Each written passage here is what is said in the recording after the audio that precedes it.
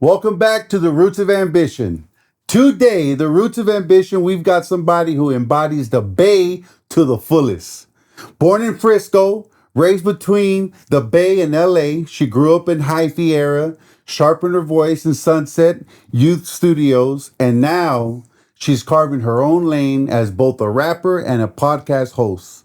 She's versatile, unapologetic, and always repping for her people. Thank you. The queen of the SEO herself, TYS. Yay, queen of the Welcome to the show, girl. Welcome to the podcast. Thank you so much, you guys. No, thank you again. And like I said it off, hey, thank you for blessing us with your time. I appreciate it. Thank you for the opportunity. Let's have fun. Let's get a good message out there. Let's get more people to know who you are. Thank you. You down with that? Yeah, I'm down with it. Get to know me. Yeah. So with that, what somebody doesn't know you, how would you introduce yourself? I would say I'm a bubbly, outgoing, rapping ass, hardworking ass, real Chicana ass bitch. You know what I'm saying? Yeah. That's really to sum it up. Yeah. That's really what my life consists of: music, working, and just staying true to who I am while I walk the city of San Francisco. You hustling. Yeah, You hustling. I'm always hustling. I've been hustling since 12, 13, so yeah. Hey, I wanna talk about that really quick. What is a full day for you look like? In between everything that you're doing, what does a crazy full day look like from when you wake up till you go to bed? So I'm already up by 2:30, 3 o'clock because I work at the airport. Okay. So it's a nonstop place. It's a 24-hour place. Then I'm at work by 4:30. I get off at 1, and that's when I feel like life really begins. I'm just doing money stuff to pay my bills, That's right. but my dreams start at 1 o'clock. Yeah. We still at the gym. Me and my partner always go to the gym. Got to stay healthy. That's right. And then comes conversations with shout out Mike BQM. We talk about the podcast. We talk about the next projects. Like, when am I going to do musically? Yeah. I'm very God driven, so I have Bible study on Thursdays. It's just a lot. Let's go, girl. Let's it's just go. a lot kind of involved. Yeah. My Sundays are taken up, so everything I would do on a Sunday, I have to do during my week. Yes. So it's very busy. Yes. But I don't recall a time in my life where I haven't been busy either. Absolutely. So I feel like it's just part of my life. That's why I think I trip out when people be like, I wake up at 9. I'm like, what the fuck you mean? What? I'm like, You what? work at a bank, homeboy? Yeah, I just be like, what? But that's why I want to point it out, though, is because a lot of, especially young women, young girls, especially in today's time, like you said, waking up at 9, right? If you got a dream you're trying to chase, we're not waking up at 9. Yeah, no. Most of all, because we spend most of our times either working or asleep, you need to use the extra time for your dreams. There's no other way around Nobody's it. going to give it to you. You got to go after Yeah, it. you have to go and get it or make it happen because sometimes you can't even get it or obtain it. You have to make it happen. Right. And tell the people how long you've been doing this for. I've been doing it for a while. I started doing poetry and music around 11. Yeah. I feel like it popped off in a positive way where labels were looking at 15, 16.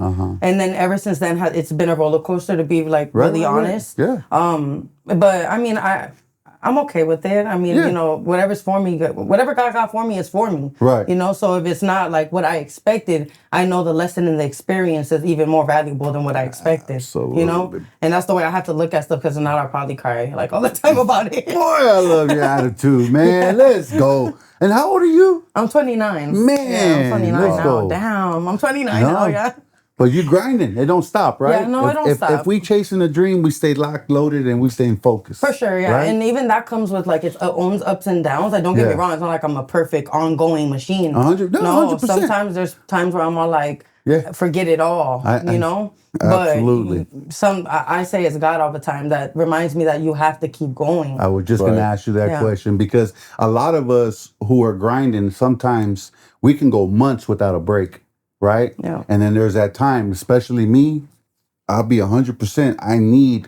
Sometimes I need to just chill out for 2, 3, 4 days and not do nothing. Right. To just reset, refocus, and re-humble myself and remember to talk to God. Yeah. Right?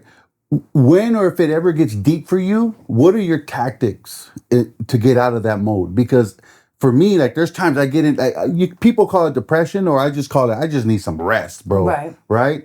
But there's times when I get into that deep rest, as a man, with all the stresses that I have, sometimes I get a little depressed, right? And it takes a little while for me to get that engine going back, right? Well, that's why it's called depression.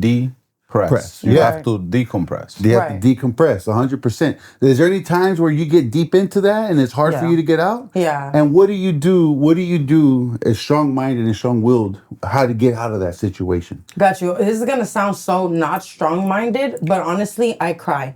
Yeah. I come from a place where like you're always going and you don't have time to cry. Right. And now I've taught myself like good job, I've man. taught myself like it's okay to cry. It's not even coming from a womanly or a girly or a soft. It's not that. It's like it's something's coming out. Like it's just releasing and you feel it releasing. Yes. And that's why, sometimes people ask me like, what's wrong? And it's like everything. I don't know. I don't know what's wrong. I really don't know, but I know that it's helping right now. Yeah. And, after this, my mind will be a little bit more clear than what it was for me to figure out what the next step is. Yes. And that's when whether it's me writing a song, because honestly, music's my fallback to every problem or issue I've ever had in my life. So I feel like, that's why it affects me so bad when I'm so depressed and I can't write. Because now I'm like, man, the only thing that helps me, I can't do. Yeah. So crying helps. Crying helps like that flow. Yeah. It lets me, it feels like I already handled the emotional part of it. Yeah. No, And now that I cried, what is next? What do I do? You bring up a good point.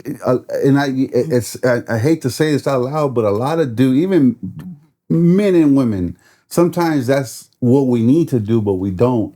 And we hold in those tears, and it just makes us more mad. It makes us more upset. It makes us more depressed, right?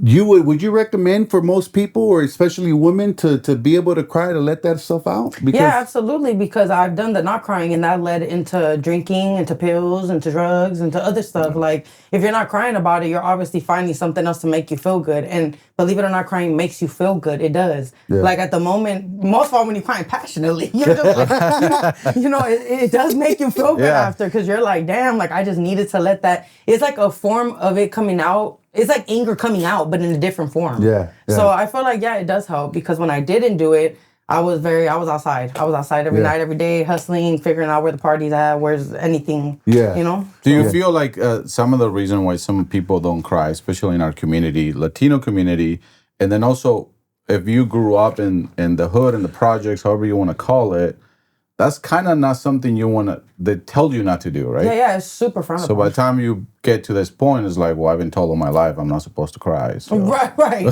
Yeah. What I do now. It was super looked down upon, I felt like. Most of me growing up with the people I did grow up, it's not even that it was looked down upon. It was just, we don't have time for that. Yeah. You know what I mean? It's not like, nobody ever told me I was going to be weaker if I cried, but they just told me suck it up, why are you crying? And there's no time for it. And I'm just like, what? Like, I'm sad. Like, what do you mean? What do I do? So I felt like it was just one of those situations, but no, we are, brought up most of all in, I feel like the Black and brown community, to not give that time, because we've done it enough. Yeah. And it's just all like, okay, I guess, we did it enough without choice back then. We're doing it now by choice. So it's like very different scenarios, I feel. And people just, it's just, we're the hard body out here. Black and brown is really the hard body. We're the armor. So 100%. It's just the way that they want to make it seem. But all I know is if anybody else could cry, I could cry. That's right. Yeah, that's right. We were just talking on this other episode that if all Latino businesses put together, the revenue will be the 5th largest economy in the world. Yeah, I bet. That's how big. I bet. Yeah. If we own more, I bet. Yeah. Right? We own more land, more businesses, more everything. we'd have our own compound. We'd have our everything. Yeah. So, hey, you told me a story off air. We asked you, where did your music come from? Your background come from, right? Yeah. Can you just share with people really quick where that came from? I thought that was a beautiful story. Yeah, it's really started when with a CD I found from my brother. Unfortunately, at the time, he went to jail, and that made me nosy enough to go through his things. And I found some of his burnt CDs. And at that time, I didn't realize that a young girl that non-famous people could be on CDs. And just that became my mission. I feel like as a child, I'm going to be on a CD one day. That's right. And then that was in San Francisco, but then moving to Los Angeles, obviously I forgot about it because I'm starting a new life, new place with my grandma, a lot going on. How old were you when you went to Los Angeles? I was 8 or 9. Okay. And then I stayed there till 14. I've always been a good person, but I was a bad girl. And we all go through it. Yeah, and I became a lot for my grandmother. And, after a while of hearing, you could go back, I just got a Greyhound ticket and I ended up going back. Oh, and I shit. ended up going to my mom's and I'm like, I'm back, girl. Like, now I'm your responsibility. And, but I've always been very independent. So, like, I told my mom from Gates, like, I'm your responsibility, but I'm a responsible person. So you don't have to, like, I just never wanted to be a burden to anybody because I felt like that's what I felt like as a young girl. Like when everybody's telling you like you don't belong practically. You didn't want to be that It's person. like, I never felt like I didn't belong on earth. Like nobody got the power to make me feel that. But I did feel like, okay, then this means I just have to grind a little harder, try a little harder. Because most likely I'm going to have to get it on my own. Yeah. I'm going to have to, figure it out. And you understood that at an early age. Yeah, I understood that really, really fast. And I felt like it's just, from being in the projects in San Francisco and going to Los Angeles, California, Gardena, California, where it's like literally black and brown going against each other. Yeah. I ended up back in a hood in Gardena, and now it's not even hoods out there, it's gangs. Yeah. It's like bigger than what projects are. It's not much of that unless you're in Watts or South Central. So I'm just all like, fuck, like crazy. Crazy. But one thing I always knew is like, and it's just the Bay thing. Like we rep the Bay. Like we know we from the Bay. We say where we from. So I'm in LA. Like I'm from the Bay. I'm from the Bay. And they're all looking at me like, what the hell? Like what? A lot of people are like, what is that? Like me saying yada or they're like, what? Like. So it was always like odd, they used to like be like, oh, Tupac. I'm like, Mac Dre. Yeah, Mac Dre. So it was like definitely like, but I'm glad that like LA and Gardena received me in such like, I was just gonna ask you. And it's honestly like, not to hype myself, but it's because I'm a cool ass person. That's what it's all about. Yeah, I'm a cool ass person. Cool, so I mean, it was really rare for people to want to like jump me or something. Like maybe only once or twice in high school, and I'm like, y'all tripping, y'all hate it. Yeah. Because ain't no way. But if you knew me, you'd like me, homie. Yeah. I dig it. I feel like it just stemmed from people liking me. That's why other people didn't like me. But yeah. What's the biggest difference from LA and San Francisco? Culture wise, like the rap culture. Like the rap culture. The rap culture. Everything. Right, because just me, I'm assuming you got a little bit from there. Yeah. And you got a lot from over here, and I'm sure you collided those, and I'm gonna definitely show love to the East Coast because for some reason when I was in LA, my inspirations were Talib Kweli, Black Star, Lauryn Hill. Oh, let's go, Nas, girl. Yeah. So it was a little, that's why when people listen to me now, they'd be like, I hear a little bit of everything. I have people from Mississippi telling me like, you been around here? I'm like, no, but I've studied your music. Like, respect. I feel like I don't have a genre. If I've hopped on rock songs, I've hopped on country songs. So no shit. Yeah. So I feel like it's just, I'm open to everything, and like music is in me, not on me. You know, like it's something I love. It runs through your veins. Yeah, and I'm receptive to it no matter where it's coming from. But I would say like just the way LA's more lyrical. Yeah. Most of all at that time, because I was out there from like 2007, 6, I don't know, like 6 to 2012, 13. Okay. So everything was just more lyrical based. Right. There was something called Cypher Effects that was out and big at that time, and everything was boom bap. But then in Frisco, it's more like the ism, the wordplay, the like, the having fun, the feeling the vibe. So I just try to mix both in. But at the end of the day, I'm a storyteller. Like I just like to share my story with people. I don't really make fantasy music, like a lot of the industry consists of fantasy music, is where you sell the fantasy to the consumer. Yeah, and you feel like you really that guy riding in a Mustang, or you really feel like you're that bad bitch, Yeah. But I make like realistic music, like this is my truth. Yeah. Yeah. So what is it? Some rappers or musicians or just artists have to be in a rhythm, in a mode, in some kind of place to write down. What is it for you to start creating some more lyrics? Like, what do you got to do? Are you the person that's got to go to Hawaii and be left alone on a beach? Right. Or are you the person in the, I got to smoke some herbs, let me get this stuff together? Or how do you go through it?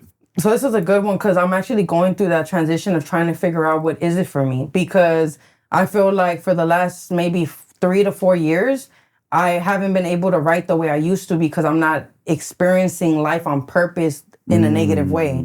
So I'm not consuming anything to inspire me. When I used to consume these thizzle pills, I used to be outside. So when I'm outside, I see things, I experience things, like I'm doing things. I'm outside from night to morning, So now that I'm like living a different life on a different path, makes sense. I'm trying to figure out like being a sober person, like, walking with God and, still knowing what I know and being through what I've been through, how can I make good music? Right. Because it seems like everybody loved me more when I was beating bitches up, holding my thing, walking around and doing what I used to do. So it is really like, that's why I cry a lot, because I'm all like, oh my God, the better you get as a person, the less support and influence you are. Because people want you to live that life. Negativity sells more sometimes than positivity. So it's really just that right there. It's been really hard for me. Yeah. But I mean, I've been making a lot of more like, I've noticed me going into the genre of like pop reggaeton and like something more uppity and happy and vibey. Yeah. Because the beat does all the talking for you. Like the beat is a hype beat, then you don't have to, you could sell anything to it. Yeah, it could be sad. You could say something sad on a hype beat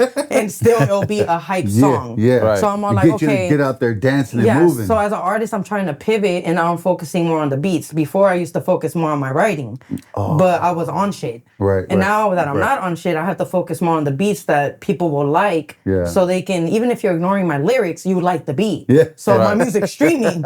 So it's like you have to, it's like really hard. It's like you have to find the blueprint for it, you know? It's really hard. So what's one advice you would throw out to the next young girl that's trying to get into rapping right now?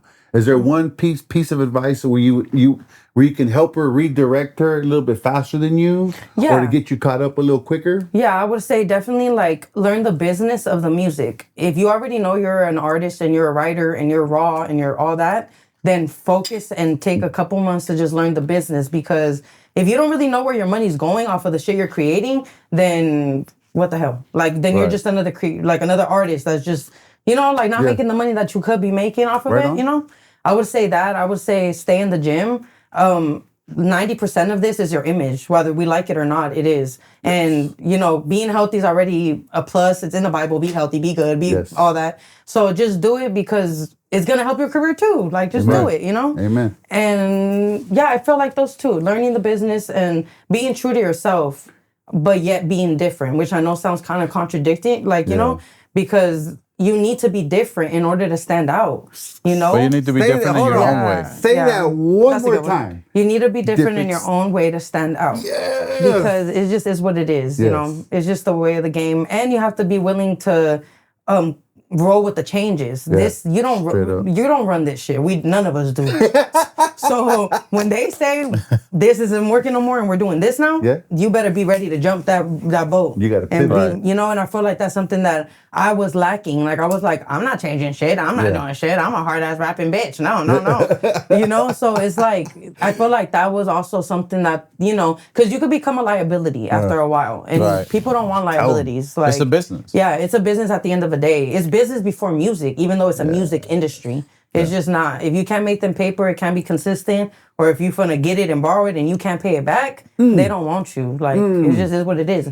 Hey. Matter of fact, they do want you. They want you so they can shelf you and then you can't release shit. Yeah. So it's just like, it's not that they don't want you. They do want you. Yeah. But it's, you know, you don't want to be shelved. Boy, you just went to game on that one. Yeah, definitely. Hold on. Let's do a quick let's do a quick turn.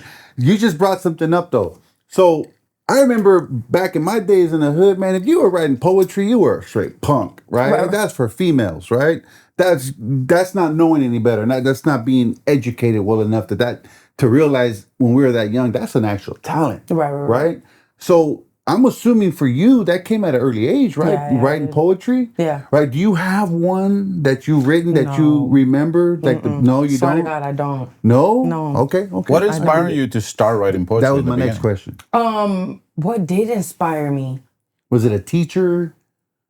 No, it wasn't. What inspired me? Honestly, no, nothing inspired me. It was TV novela, don't lie. No, somebody showed me in LA, we were in high school, and somebody came to, like, you know, when they bring people to talk, and they were teaching haikus. And that's when I learned a haiku. It was like, and I still don't even know what a haiku is. That was you gonna say, what the fuck is a haiku? It's like a form of poetry. I believe it's Hawaiian or Pacific Islander. I don't know what it is. Okay. It's like a form of creating a short poem. Gotcha.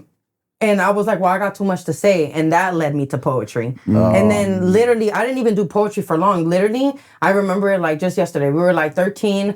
We were at a skate park. It was my homeboy named Andy. Shout out Mowgli.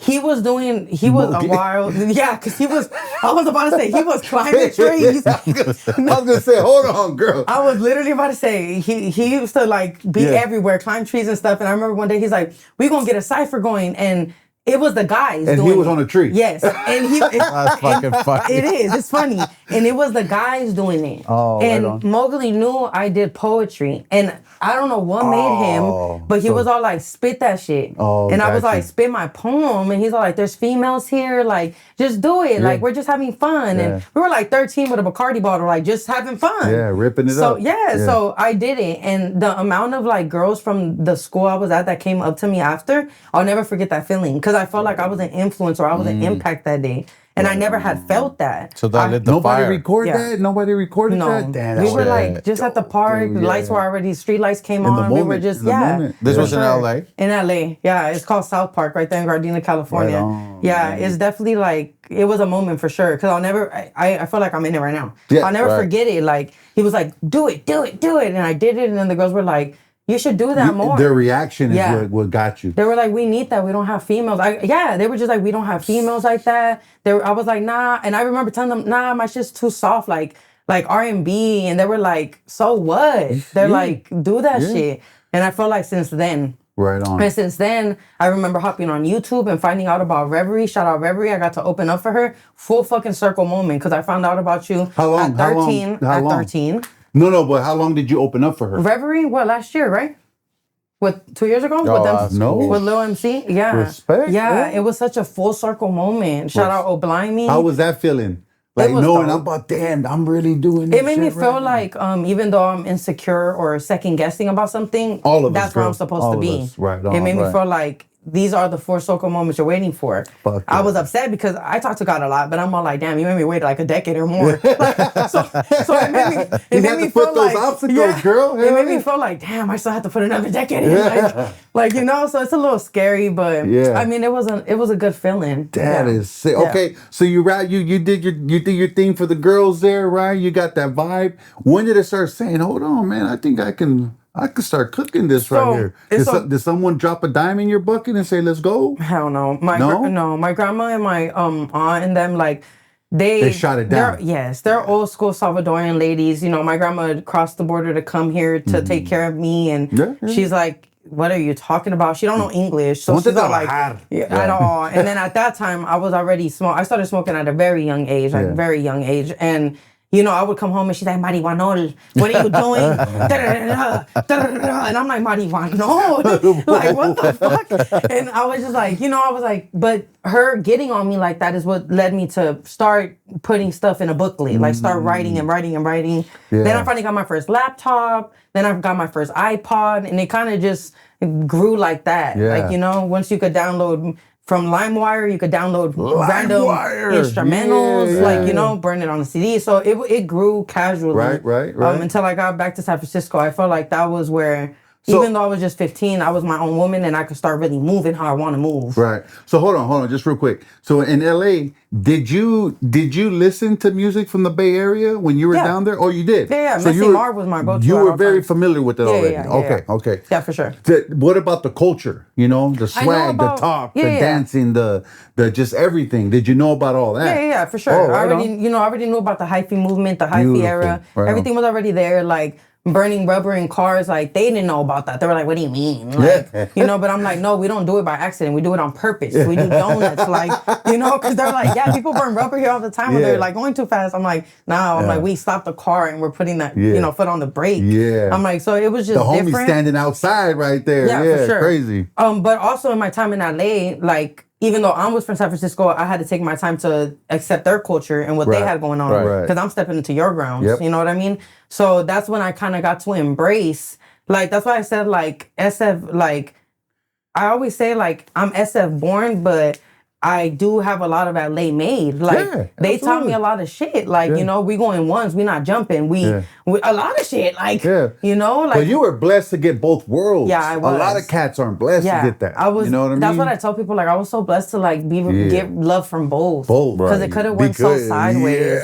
Yeah, it could have went so sideways. But that's why when you said that earlier, I was like, hold on, and then you moved. I was like, oh shit. But I think it was also because like at that time I was crazy. I was down. I'm like, well, what who fucking y'all beat that bitch ass? Like, what's up? Like, so they're like, whoa, like she's so feisty. She's so she's like, what's going on? And over there, I feel like in LA, everything's like. It's either like it's super not important or it's super deep and like families are getting involved. And then like I was the girl that's so like extreme. I'm like, it doesn't have to be a whole gang involved. I'm like, just beat their ass. Like, you know, like in Frisco we beat each other's ass and we just go separate ways. I'm like, it's not that like serious, you know? That shit gets to another level sometimes. Man. So I feel like just being that. But I say I lived a lot of my best memories in LA. Like, you know, just being there from middle school to high school. Just probably the end of high school. What's your best memory there if you had to pick one? In LA? In LA. The food, girl. The tacos, man.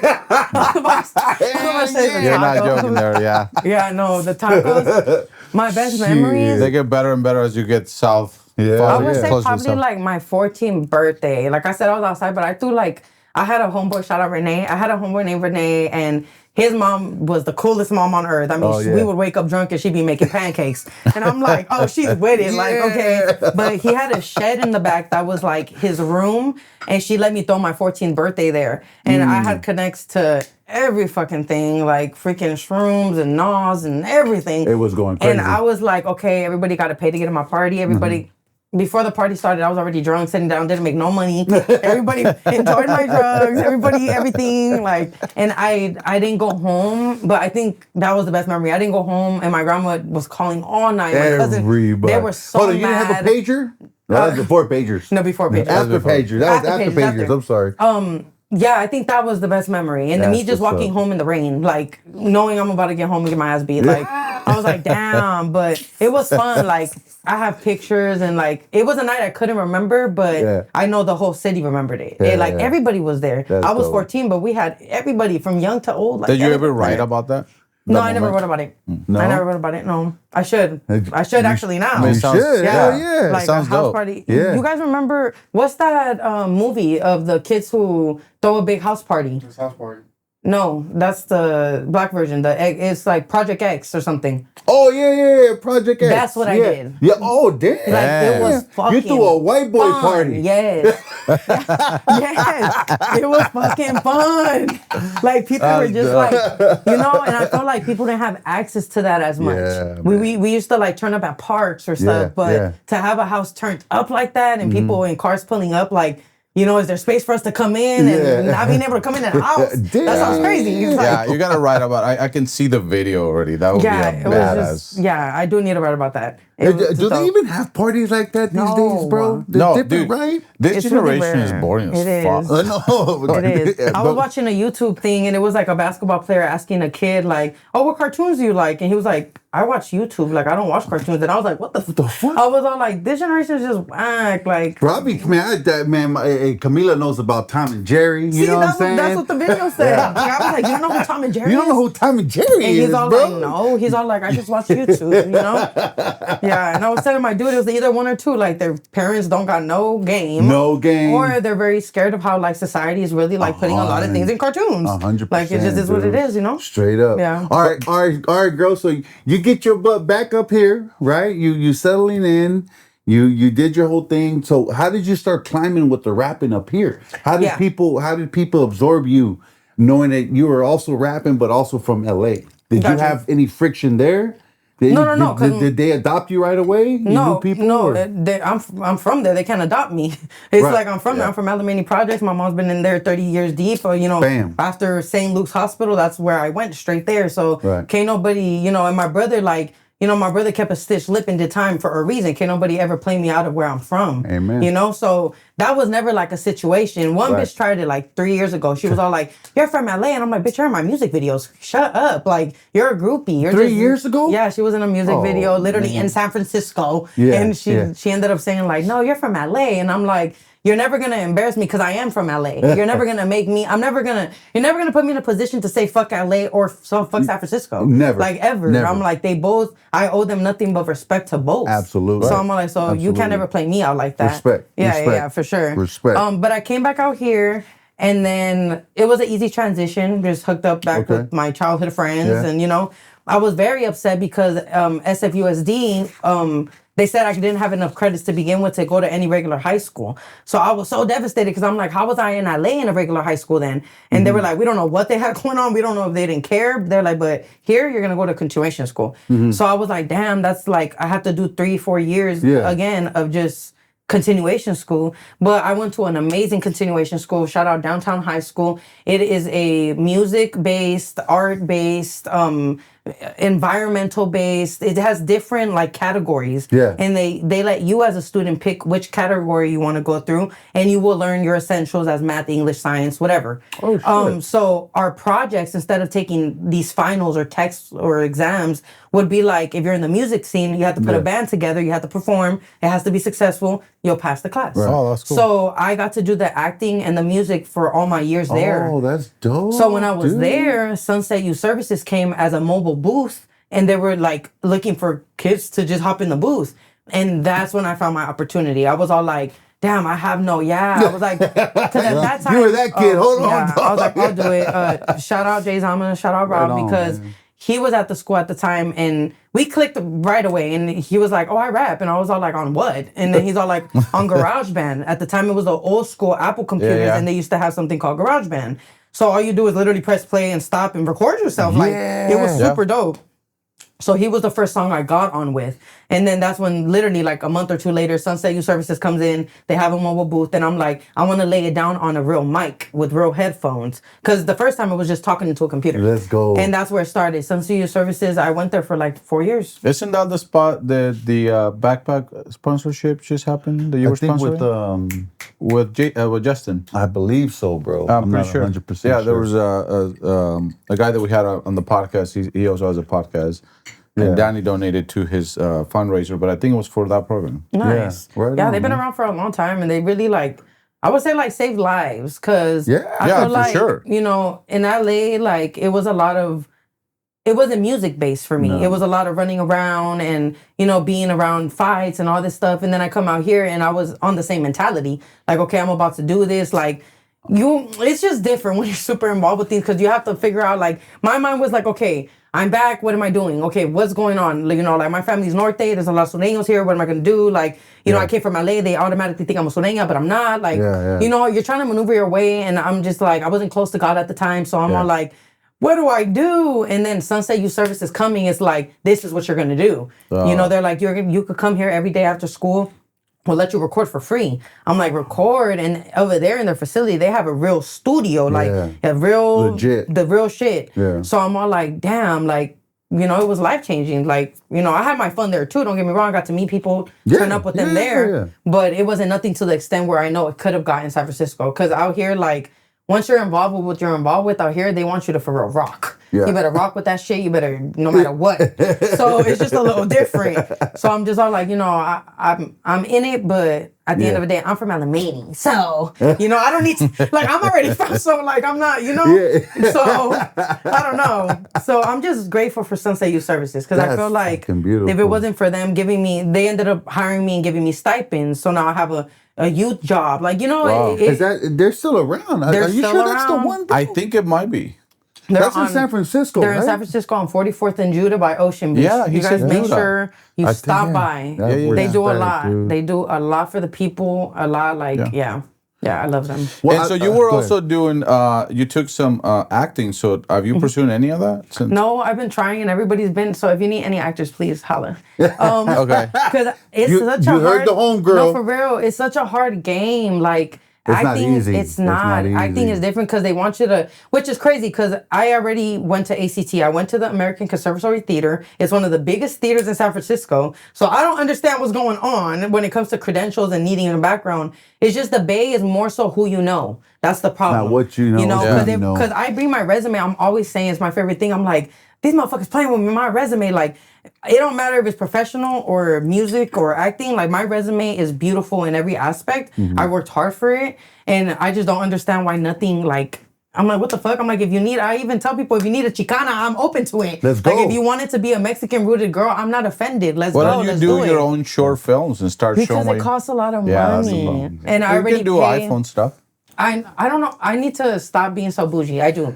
No, because I'm like, I be so like, iPhone, I'd be like, I don't, and you know what it is too? 100%, I like yeah. being the artist and the actor. I don't right. I don't like doing, I pay my production before I do anything like that. Yeah. Like, you know, and that comes into play with the podcast. Like, No, it you makes know, sense, paying though. my people, like paying Mike, paying my editor. Like, yeah, I'm paying rent for my passion, and I'm paying my own rent. So I'm paying like a lot of money. It's expensive. Yeah, so you don't do It's any not of you cheap, editing dude. on the podcast. You pay everybody. Somebody No, to everybody do. gets paid to do that. Yeah, I don't do none right of it. I don't even know. I don't even want to learn. I don't want to learn.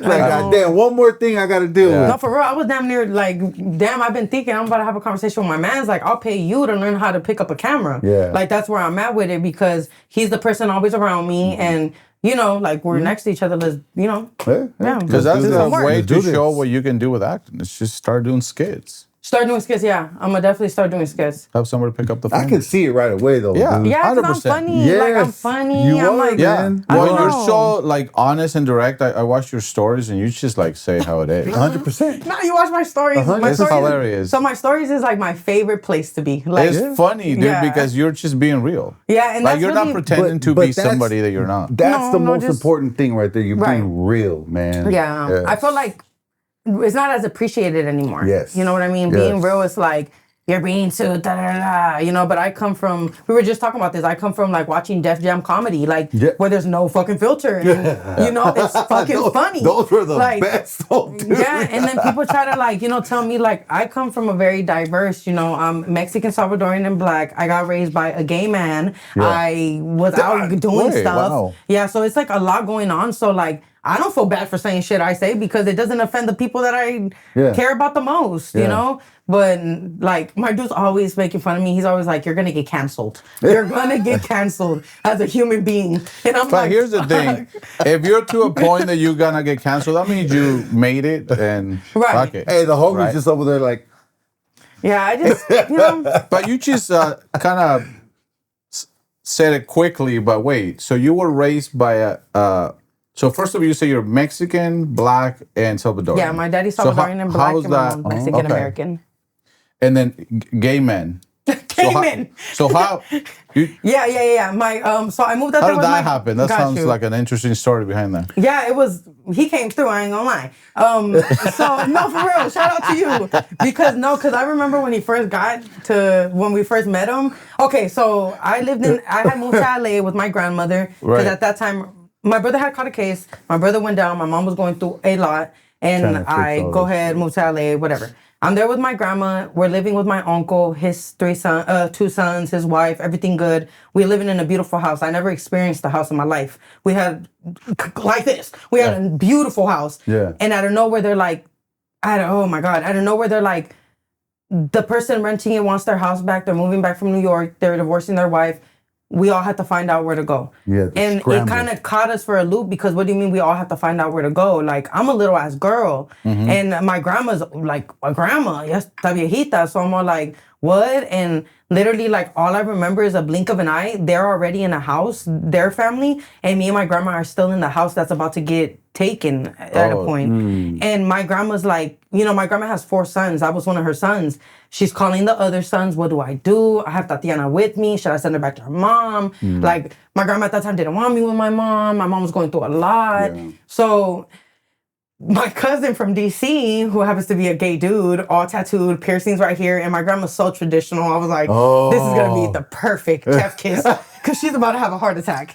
And he comes from Washington D.C. with a stank ass Ay, Dios attitude. mío. With a stank ass attitude, low rise jeans to the hips, man. crop shirt, black and tight. And, you know, he's just looking at her and they're looking at each other. And shit. that's my her second son's son. And he wanted to come from Washington just Her second her grandson. her grandson. Okay. But it was their first, or she met him when he was a baby, but it was their first like real meeting. Oh, damn. As adults. Yes. And he was coming down there because he knew he wanted to be in LA because that's where all the fashion was.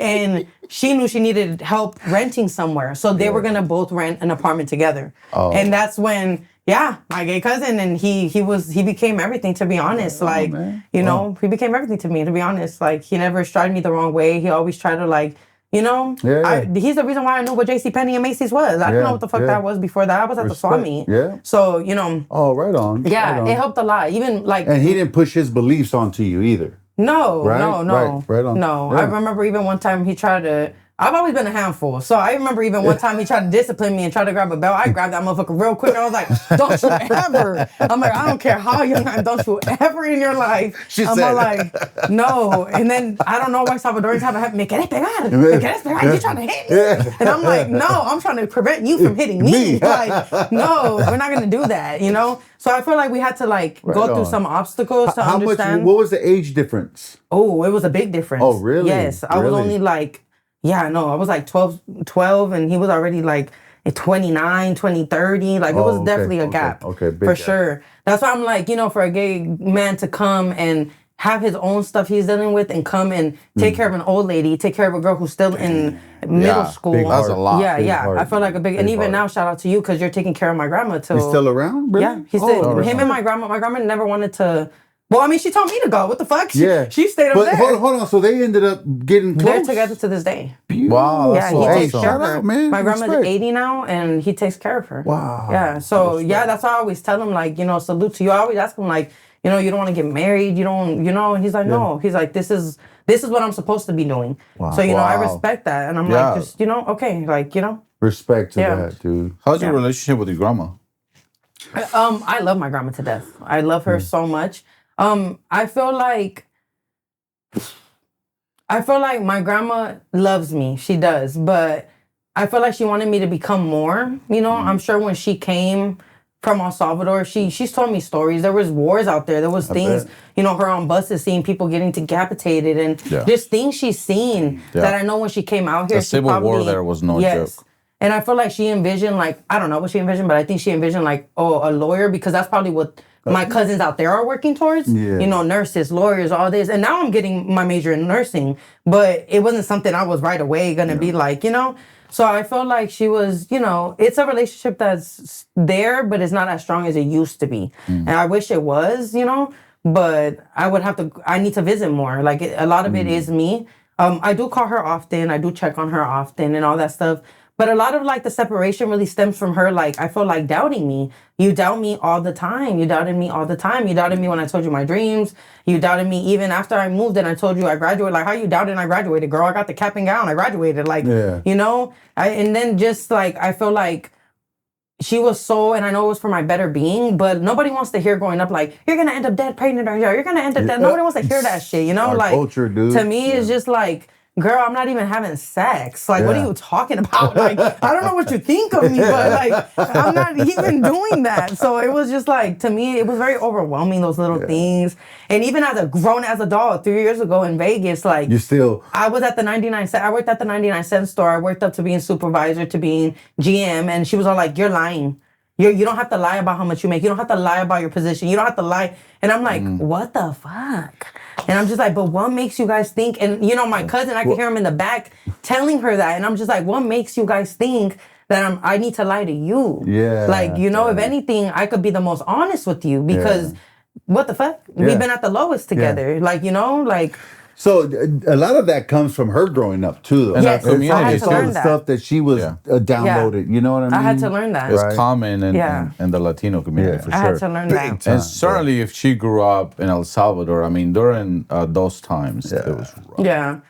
What's your best memory of her? Probably just like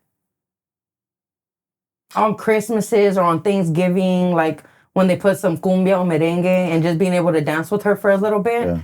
I feel like that was really nice growing up. I feel like as recently, my last visit to her was maybe like 4 or 5 years ago. And just the older you get, the shorter you get. And just, we always were the same height. And now when I went to visit her, it was just such a moment because I can embrace her. Like, I was able to go over her and hug her. And she just felt so little in my arms. Yeah. And it was just like, you know, I was like, damn, my grandma's getting old, you know. And I know it's going to hurt me. And it's just another thing, too, like, people be like, because I deal with death so differently and oddly than other people do. Like, I just seen death around me so much. Like, even growing up in L.A., like, seeing, you know, drive-bys and just so much. I deal with death so differently. So people are like, don't you want to see your grandma before she dies? Don't you want to see your grandma? And I'm just all like, no, yeah, like, I do. But, like, you know, like, chill the fuck out. Like, she's not dying. Hold up. Like, hold on. Like, you know. But realistically, you know, she is 80 and I do need to be more present. But I feel like the love is always going to be as strong as when she first came to carry me as a baby. But the communication probably isn't as strong as I would want it to be. I got a side question to that. What's the best thing that she's ever taught you? That's a beautiful question. To be a hard worker. This work ethic is not from me. It's from her for sure. Like, my grandma, you know, she came undocumented and she didn't have a job. But best believe that woman had a job. Like, you know, doing the food for everybody in the house. Like, I noticed, like, yes, we were living with my uncle. And I'm not saying it came with a price. It's not a price. But I felt like she felt like her obligation was being, like, kind of like the maid of the home. You know, the food was, I've never remember a day where breakfast wasn't done, lunch wasn't done, dinner wasn't done, laundry was done for them, the beds were done, like everything was done in the home because I feel like she knew that you guys were blessed. Yeah, we were. That's why when I came out here to San Francisco, the arguments between me and my mom were crazy. Like, she's like, everything was given to you. Like, you just, what do you mean you don't know how to wash? And I'm like, it's not that I don't know how to wash, it's just that I need you to teach me the machine because I didn't ever have to press the button. All I had to do was take the laundry for her. You know? So it was just like, growing up was just a battle. But that's why I was so glad. Well, in Latin culture, 15, ya sos mujer. So I was just so glad to be 15 because I'm like, oh, since I'm a woman, since, like, you know? I was just all like, I have more of a say. But it was different with my mom because my mom's Mexican-American. She's, you know, she's Mexican, but she was in Colorado, moved out here, moved to San Francisco at 15, following her mom, and was out ever since. So with my mom, like, she just had to drag me from downstairs up the stairs once, and I already knew, okay, this is what I can say, can do. And we understood each other's kind of boundaries, I feel like, you know? All right. Where from Mexico is your mom? I don't know. I don't know nothing behind my Never been to Mexico? Oh, yes. We went to Mexico for the first time 2 years ago to the city of Mexico. Oh, no shit? Yeah.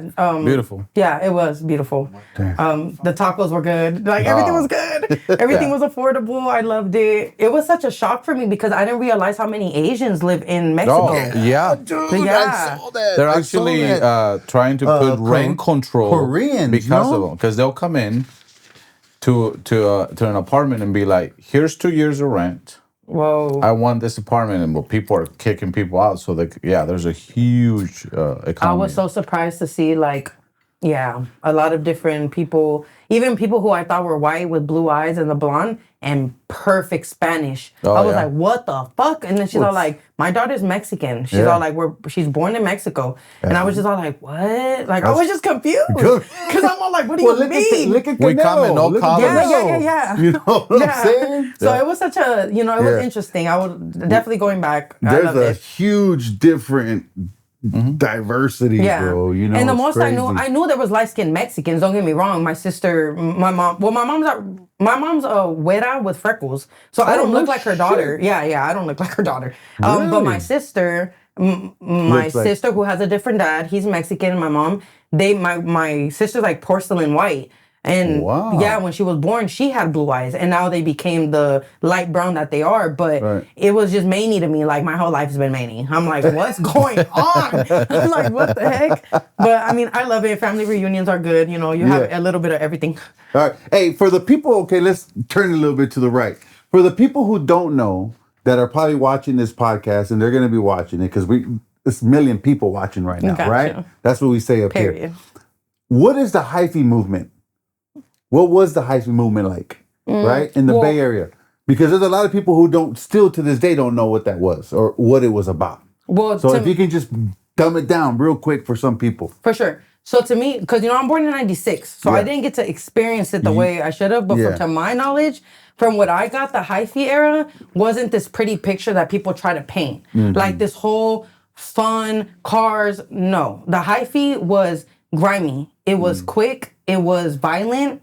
But it did come with this certain type of culture. But it wasn't like what it is now. It wasn't like that. Right. It was like you Hyphy if you in your hood and you get it down real quick and it's all good and then music blasting and you just, but now it's, the Thizzin, the Mac Dre, doing donuts with the cars, the being out at functions. I feel like Oakland takes the crown for that. If you want to learn how to be Hyphy, definitely go to Oakland. That's where it's at. Over there. Yeah, it is, because no matter where you pull up in Oakland, it randomly just, you're literally standing there, you're doing something, you could be eating tacos, somebody starts whipping, then another one, then it starts a circle, then people start coming out, and you have a function. And so, but I feel like the Hyphy era, I have to show respect to like people from the 80s for sure, because what they experienced as the real Hyphy era isn't what is portrayed now. It was more violent, it was more reckless, it came from a lot of like oppression. It didn't come from like this positive light. But I'm glad that we've turned it into something more positive, more like of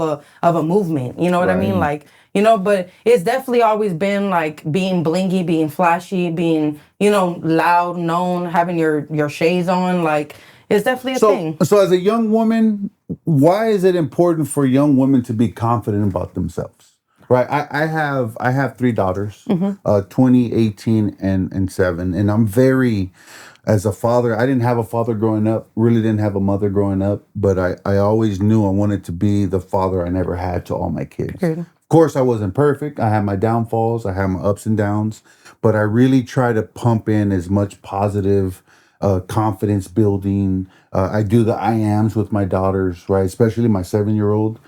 Why is it important, especially now, for a young woman to be confident? I feel like it's important to be confident because that determines what rooms you're going to step into. Yeah. Like, there's just the way it is. You have to always have that fight in you a little bit because you don't know who you're going to come across that's already been in that room. Right. Or they feel like they run the whole show. Because I feel like when people get comfortable in these positions and they see somebody confident coming in, they see it as a threat automatically. Not understanding that I can help you get to the next level, which is going to help me get to where you're at. So it's just like, it's always room. Yes. And it's always enough, definitely enough fucking money. Let me tell you that much. Yes. Trust me, if there's money in crack, there's money in corporate. That's just the way it is. Okay? No, straight up. If there's money in the oppression, there's money in the unoppressed. Yes. And there's even more money there, Yes. That's why when people say the 1%, like, I really tell people, like, don't let that get to you. Because for a while, I'm like, damn, I'm not part of the 1%. Like, it is what it is. It's just I'm not fortunate. No, fuck that. Like, I don't care what you're talking about. Yeah. Like, and a big inspiration has been to me, shout out Gotos, because Gotos is in Texas right now in a mansion, living his best life with his wife, with his son, brought his mom out there now. And, he's constantly telling me, like, that's where my distribution is. So he's like, come out here. And I'm over here like, it's too humid out there. Not knowing that could change my whole life. Like, that could be, like, are you moving out there? I've been trying to convince my dude, but he doesn't like the humidity. But I feel like once we step into having kids, I feel like that's going to shift both of our minds in a more positive way. You stop being so like selfish and more selfless, and you understand that, and even now, like, I tell people all the time, like, I know, like, talking about kids is crazy because most of all, some of us don't have them. Like, I don't have any. Some of my friends don't even think about that. But I'm all like, what you're doing now and what you're creating now, it's for them. Absolutely. You're going to leave. I'm like, you're going to be gone. Everybody has an expiration date. Literally. I'm like, and you might not even get to experience what you wanted, but whatever you leave behind, they will get to experience that. Yes. It makes or breaks what their future is going to look like. Right. And I feel like, people don't think about that enough, Next question I got to ask you. For sure. What has been the hardest pill to swallow climbing up your industry? Right? What's been the hardest thing you have learned, or what's been the most crooked things you've learned? Because I know that industry, I don't know it, but I know it's not easy. I know it's very hard. It's dirty, cutthroat, backstabbing. What's been the hardest pill you've had to swallow so far? That I might not ever make it to the level that I wanted to. And that my influence that I've had and the inspiration I know I've became to a lot of women and young girls and even men will probably never be in a higher scale that I really wanted it to be. I think that's like the hardest pill. Like, I've been doing it for so long, and I've seen people who just started 2 years ago, 3 years ago surpass me. But I have to understand that they're willing to do anything, and I'm not. Like that fine line right there of being able to or being willing to do anything. You know, the industry is a very like it's not what people think. You know, some people. I feel like a lot of people are making it right now independently, which I need to start kind of like being open to that, because when I started, it's all about the industry, getting signed, having a deal, you know, getting that paper quick and then making it back for them. Now everybody's like independent, but I need to hop on that train. It's kind of like, it's kind of hard for me to hop on that train when just literally 5-6 years ago, everything was, you're getting deals, you're getting signed, you're getting like, it's really, really, really hard. But the industry is a very dark place. Like I was very young. I was like 17. I'm gonna share the story. I was like 17, 18 and I wanted to perform at the Mint. It's a very famous like club in Los Angeles where a lot of famous artists already established come in to look for new talent. So somebody had no name, somebody had invited me to go out there, 2 men. And I was like, yeah, I'm gonna go with my dude. And I already knew where it was going. They were like, no extras. Like, we're paying for you. We're paying for your flight. We're paying for your everything. And one of them got very close to me in the aspect of like, they love my personality. They didn't want nothing bad to happen to me. So he just told me straight up, put on game. Like, you know, like after the Mint, after all that, we do go to like sex parties. We do go to these things and they're usually like orgies. And, you know, everybody has to have something to like, they have to have some people have to have some type of leverage on you. You can't just be famous with hella money and have all this and just not have anything, you know? And I was really young, but I wasn't getting goofy and I wasn't ready for that. And again, I wasn't having sex. So when I heard that, I was like, oh no, like, no, absolutely not. So how old were you? I was 17. like 17. Damn. Yeah. So that was just that's when I knew, okay, the industry has like super evil stuff, You learned that know? shit right away. Yeah, right Good away. for you. Good for you. Which it was just like, then my whole life from there was battling like, what are you willing to do and what are you not willing to do?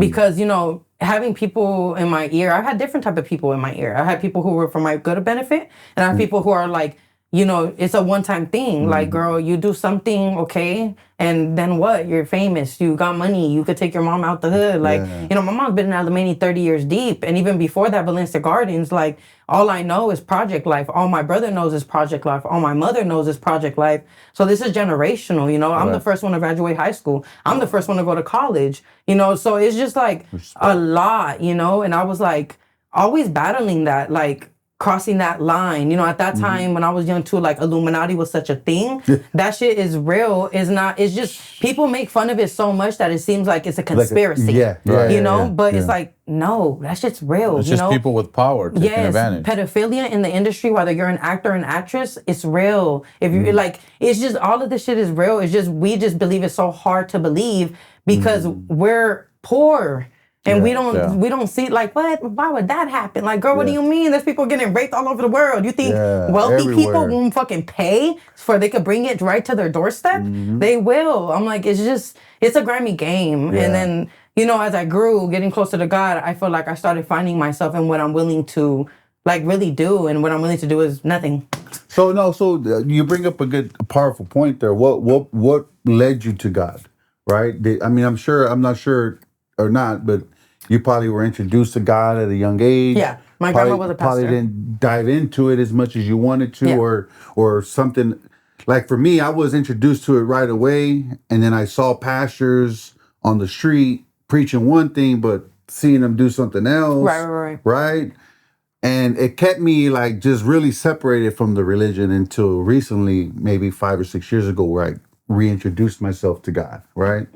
For you, what led you down that path to develop that relationship with God? I feel like the seed was planted very long ago by my grandmother. She became a pastor, and like she was like a straight chola. Oh, and really? Old school. Yeah. She had the blue dot and everything. Like old school chola. Yeah, old school chola. Oh, so she was from ministry, 18th and Minute in San Francisco. Really? And her transition to seeing her become what she became, that was the first thing that stood out. Because I'm like, what saved you? Like, what? There's no way. Something happened. Like, something happened, yeah. But again, I was young, so I'm not all in it. Like, hey, what saved you? What happened? Yeah. But I saw that transition, and then she became a pastor, and then I was going to her services, and then I was already 18, so I strayed away because I wanted to live my life. Yeah. And then I feel like, honestly, it was March of 2018 or 19. I was in a very toxic relationship, like very abusive relationship, and I think it was my first time I cried out to God. I think it was my first time being like, God, if you can remove me from this situation, I will, and we do that often, when things go bad, we're like, God, but I was my first time doing that. Yeah. And after that, shortly, he ended up going to jail. I ended up, kind of like in this very depressed state in my life because the one person I've been with since high school, to the point of him going to jail, I lost, even though I prayed for the motherfucker to go away. Yeah. I'm all like, no, like, what's going on? Yeah. And that you were confused. Yeah, I was. It was a very confusing. I didn't know what God was doing, you know? I'm all like, this is not what I mean by, I would never wish death. If you're not doing nothing to kids, I would never wish no death or prison on you. That's just very hard. So I'm all like, what the fuck? And then when he was gone, I was drinking excessively. Like, my mom had pointed it out. She's like, there's bottles under your bed. She's like, I've never seen you like this. What's going on? And, at the time, it was a murder case. So I'm all like, I'm never going to see my loved one ever again. I know this for a fact. And we're young. You know what I mean? So I'm all like, his life's ruined. I'm like, what's going to happen? So I was going out. I was clubbing from Monday through whatever. You were soothing yourself. Yes, you were dealing with yourself. I got alcohol poisoning, and I was found. I was found under a bridge. Oh, damn. And I feel like that was such the pivotal moment to me really, really finding God, because I woke up and I was chained up to handcuffed to a bed, and my mom said I looked beyond demonic, that I looked like I was looking past her. I was calling her names I would never in my life call my mom. I bit a cop. I was talking to the doctors, telling them they don't know what the fuck they're talking about. Oh, you were gone. They were pumping my stomach for like 24 hours because I was over my limit. I'm only 5 feet tall. They were like, if the cops would have took me to jail after I bit them when they found me, that I would have died in the cell. Wow. So I feel like that, like right there, I'm all like, that's God. I'm Absolutely. like, and don't get me wrong, a friend was with me. I hopped in a limo. She followed me. But she's so skinny, she couldn't help me. All she could do is, and she was scared. She calls the cops. She didn't have no clue what to do. She calls the cops and calls my mom, and she kind of like leaves, and she's all like, I'm going to go because I don't want nothing to do with this. But she made sure you had help. Yeah, for sure. And I feel like that right there was everything. Because at that time, I was drinking, I was depressed, I was doing something called Suboxones. Like, those things are not for me. That's like, I never thought I would be in that all-time low, So I just felt like that really, really, like, so, it was such a moment where I wasn't yet like rock bottom, but I wasn't, fully good. Yeah. And I felt like God was really holding me. Yeah. And he was like, girl. He was like, what the fuck you doing?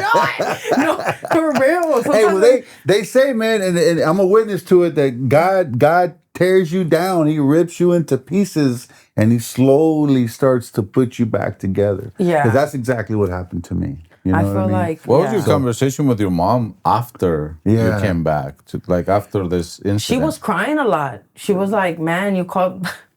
I was saying mean things. I was calling her like cunt and like, you're a bad mom. You let me go at a young age. And then that made me think like I had to have conversations with her after, because I'm all like, maybe I'm not healed from me feeling abandoned. Like maybe I'm not, I understand you lost your only son to the system, but you let go of your daughter at the time to go with her grandmother. You gave me a choice at a young age, and I would never give my kid a choice at a young age like that. 7, 8, 9. How the fuck am I supposed to know if I want to be with my grandma or my mom? Right. Absolutely. You're supposed to know that, And then, just things like that. So I felt like we did get to speak about things, and it built a respect that I have for her, that I probably didn't have as much before. Because when I first moved back, girl, don't tell me nothing. You let me go. Don't tell me shit. Yeah. Right now, you should do everything you didn't do for me before. Absolutely. But that's no place for me to judge, because parents are learning as they go.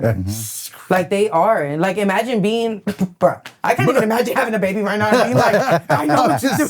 I know what to do I with hear you it. though. I hear you. Like no, I hear you. they're still humans There's living no their manual. life. You know, like depression doesn't stop because you have a baby. You know. Like like suicidal thoughts don't stop. Yeah. Like all that stuff doesn't hell stop no. because you have a kid. You just try your best. You know, and I think that's the key. Is like when I look back at my parents, I was like, as long as in that situation they did the best they could with the tools they had, I'm like, all right, you're good. Right. But you get to the age where you understand that, right? Yeah. So like, you know, it's a trip because I grew up in a lot of just houses that were just backwards, houses where kids just shouldn't be at.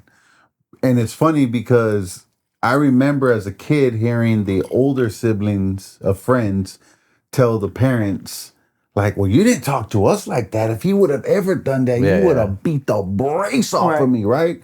And it's funny now, because I had my son when I was 15. I was a knucklehead too, right?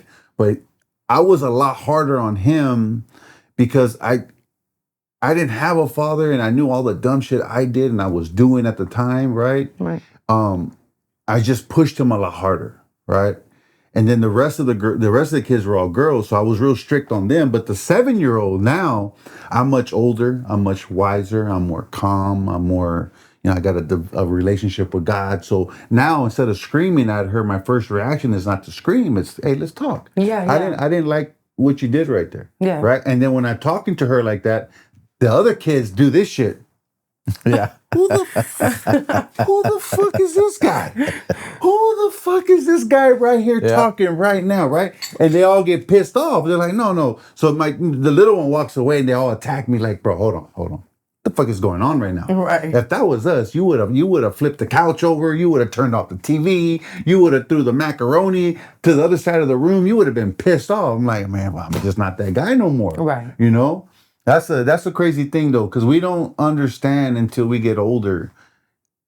It's emotional maturity, is what I call it, right? Yeah. And that's not to give them a free ride either, because No, Right. hell no. it's just you know what I mean. Like you're still gonna hold them accountable for everybody makes mistakes. Yeah. Well, like the old saying, hold on, like most parents are saying, well, the grandkids are being treated so nice. Right, and the parents are like, hold on, you didn't fucking talk to me like that, bro. Right. When you get older, you just understand, like, damn, there's a lot of things I fucked up on right there. Right. Which leads me to my next question for you is, do you guys want to have kids right now? Are you guys planning on it? With all your heavy schedule, do you think right now is a good time? And the reason why I asked this is because I was just having this conversation with my daughter. She's 20. It was just a conversation, as a father, like, she has a serious relationship right now. And I told her, you know what, man, get your stuff in order. Mm-hmm. Get your career in order. Get everything in order. Because if you try to do it right now, it's just going to add 1,000 pounds of pressure to what you're already experiencing. Yeah. Right? Do you think right now is a good time? Or any time is never going to be a good time? I feel like, just to share, I've unfortunately had 2 losses. Oh, no, so, I'm sorry. It's okay. I feel like I'm just glad I have the relationship I have with God because Amen. Everything is going to be in His timing. So, like, yes, ma'am. I just feel like, I thought I was ready both times. I really did. I even got more excited the second time than the first. Yeah. And I'm like, okay, like, because they call it like... they say once you lose one the first time, the second one is you're for sure gonna have. And when people were telling me that, I was so stuck on that. So when I lost it, I was just like, oh my God, it hit me so bad. Yeah. So I just, I had to really like understand, because I was really hard on myself. I'm all like, Absolutely. Is it me? Is it my weight? Is it my stress? Is it me overworking? Is it, But I'm all like, but I need to do these things in order to even provide for this kid, right. So I had to really like step out of it and just trust God and be like, whenever you feel like it's for me, like, please make it happen for me, Because that's my biggest, like, I don't know. And it's also like the people I'm around. Like, my friends are already on their 4th kid, I come from friends that are already on their 4th, 5th, 3rd. So, like, I feel like I'm behind sometimes, But it's okay. Like, Yeah. Do you get pressure with that sometimes? Internally, not externally, but do you put your own pressure on that because you feel like you're not at a place where you should be? I did before I got pregnant twice. I did at the Okay. beginning. I did. But then after the losses, no, I didn't. Okay. Because I'm like, when you really think about it, it's like, no. Like, people try to play me out a lot, I feel like. Even people I know, like, they're like, yeah, you have no worries because you got no kids. I'm all like, girl, you get food stamps. I got worries, bitch. I gotta go buy my food. Like, what is you talking about? Or like, you get like, I'm like, what are you talking about? Yeah. Or like, the rent be $200 subsidized, and I'm like, mine is $2,000. Like, we're not even, girl. I'm like, we're not gonna go tit for tat because we're that's not not what even on this the same- is. yeah. I'm all like, you know what I mean? Like, it's not that. I'm like, it could be hardship being a mother or not being a mother. It's just is what it is. It it's depends different. what you have on your plate. I'm like, usually people who aren't parents, we do a lot. I'm like, we go and look and do and stay productive because we don't have kids. But no, I definitely want to be a mom. I do want to be a mom. You're gonna be a great mom. Thanks. Yeah, You're gonna be a great mom. Yeah, I really do want to For be sure. one. For sure. And it sucks because I want like a football field, so it fucking sucks. Well, you gotta get. I know. Come on over here to Brentwood, Yeah. girl. I Come know. on. I've been saying, but my mom told me I'm fine. She's all like, look, you're fine. She's all like, and then talking to my doctor, like, you know, her too. That bitch. She's all like, she's dead at. You like, sound like my she's wife right so, now. because she's so That bitch. insensitive. Yeah. Like, I go and I tell her like, she's looking at my records literally last week, and she's all like, "You're not on birth control?" And I'm all like, "No, I'm trying to have a family." She's like, "Yeah, don't do that in the next 3 years, please." And I'm just all like, "Damn, bitch." I'm like, "Why?" I'm like, "Are you gonna tell me why?" And she's all like, "No, we have to work on your health." She's like, "You don't want to keep having issues trying to get pregnant when all you have to do is dedicate 2 to 3 years to yourself, Respect. get healthy to have successful pregnancies." And I'm all like, okay, like, you know. You should have said That's that the very first time. different. Yeah. I'm like, there we go. But that's just San Francisco healthcare. They're like that. I don't know why they're like that. And it's like, They're you get an ruthless, appointment bro. once a year and then they're rude when you get it. Yeah, It's like really yeah. annoying. But yeah, but I do want a big family. I want like Respect. 4 or 5. But I do know that when I have kids, I want to be, I know it sounds crazy because it probably won't ever happen, but I want to be able to be in their lives. I want to be able to take them to school, be at the games, like do all the things that are involving being a parent, which people say like, girl, that's impossible for you because I always have so much going on. But I'm like, no, I'm like, can you just have figure to it out. compromise and you have to figure it out. Definitely. You know? Well, I'm sure 5 years from now you'll have 1 or 2 kids. Yeah, hopefully. So look at the camera. You're talking to them. What you want for them. What you wish. The kind of mom you wish you would be. Maybe the type of mom that you want to be. Maybe different from your parents. So. Right, so you're not going nowhere. You're not going nowhere. You're gonna be with me till 18, so you can't go live anywhere with nobody. But I would tell them like you're gonna have it all. You're not gonna have to worry. You're not gonna have to get it. What you are gonna have to earn is good grades. What you are gonna have to earn is you're gonna have to. How do I explain it? It's not even earn. You're gonna know because I'm gonna teach you survival skills, not just outside, but corporately, which I think is different. You're gonna know what a credit score is. You're gonna know how it's important. You're gonna know financial literacy. You're gonna know more than one language. You're gonna, these things that people don't seem to put like emphasis on that I feel like are very important. You're gonna know these things. And you're not going to have to struggle to obtain your first car. What you're going to have to do is pass your classes so I can give you your first car. Things like that. You don't have to worry if we have enough money. You don't have to, should I ask my mom? Can I ask my mom? You're going to ask your mom and your dad. And you're going to receive it because you have a field trip coming up. There's no other way around it. How am I going to send you out broke? So I think like things are not going to have to be compromised when I'm your mother. I think things don't have to be earned. You don't have to go through freaking the jungle to get it. You just have to knock on my door in my room, and I'm always there. Nothing's gonna ever have to be hidden from me. People love to say like, I'm your parent, I'm not your friend, but you can find both in me. You can always find a friend in me, you know, because when you feel like your parent is being too harsh and you feel like you need to go to a friend, I am your friend. Absolutely. Okay? And if you feel like I'm being the parent, then your dad could be the friend. And if your dad's being the friend, then I'll be your friend. But you don't have to go to the outside world because nobody's going to love you more than me. You're going to be an awesome mom. Dude, that Thanks. was freaking beautiful. Thanks. Beautiful. I have to ask you this question. I'm curious. When you were a kid, what was your biggest dream? Like, did you have a dream? Like, because for some reason, I just feel like I have to ask you this question because I feel like I relate with you in a lot of ways. Did you ever have something that you just held on to? Right? Not necessarily. I just wanted to be, and not to sound shallow or nothing, but I just wanted to be rich. I just wanted to, and not even rich. I just wanted to, you know what I wanted? I wanted to never lose that house in L.A. I wanted to still experience that because I got to experience, I'm sorry. No, you're good. All right.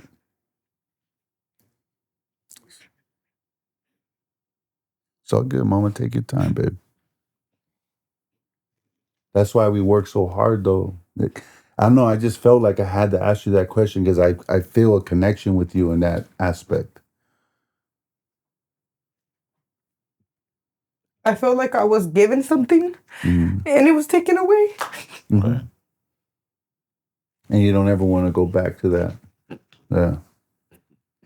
But do you feel that that's your driving? Like, that is that kind of what drives you, right? Yeah, I'm just scared of like, you know, I've slept on couches and like I can feel the mouses and you know. And I felt like my mom, like, she thought she was doing better by sending me over there, which she did. She did the right choice at the time because she was on pills and she was depressed. And, you know, who knows what I would have walked into one day, you know? Right. But I just feel like it got hard in LA. Like, I feel like they were trying to convince my mom so bad for me to move out there for a better living. But when things got hard, you guys just, like, kind of, like, left. And then my grandma had to figure it out. And then I just started, you know, becoming rebellious. And it's like, it became too much for her, but it all stemmed from like no stability. Absolutely. So I just feel like, you know, stability is just something I really, really, you know. Yeah, you've been working hard for. You've been working hard for preparing for your future family. Yeah. Absolutely. I feel like, yeah, that's all I want. I just want a family and a house. Like, not an apartment, not a condo, not a loft, all these things. Like, I want a house with a backyard and, you know. It's going to happen, girl. It's going to happen, mama. It's going to happen. Oh, I'm sorry. No, you're good. Take You're your good. time. Man, you almost had a couple coming out here too, girl. Yeah, I'm holding them back. I'm like, I was like, damn, that was deep.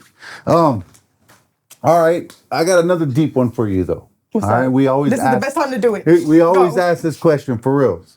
If you can look into that camera, though, and you talk to the kids, but I want you to talk to yourself 10 years from now.